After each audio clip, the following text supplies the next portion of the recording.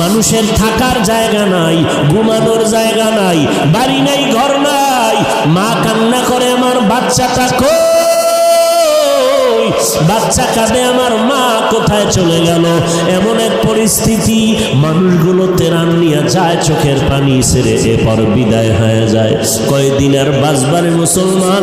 চাঁদপুরের নদীকে যদি আল্লাহ 1 সেকেন্ডের জন্য হুকুম করে দেয়, চাঁদপুর জমিনটারে ধ্বংস করে দে, 1টা সেকেন্ডের বেশি লাগবে না চাঁদপুর জমিনটারে ধ্বংস করার জন্য।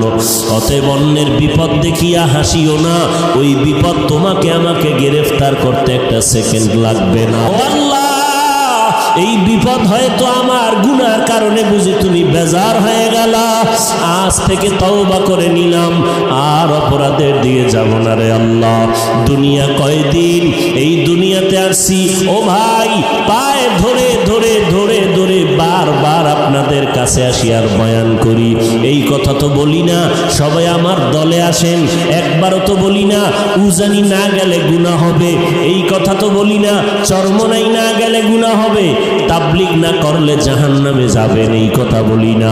যত বয়ান করি, বয়ানের স্লোগান 2টা, যতদিন বেঁচে থাকবা বান্দা গোলামি করবা আল্লাহর, যতদিন বেঁচে থাকবা তরিকা মানবা মদিনা।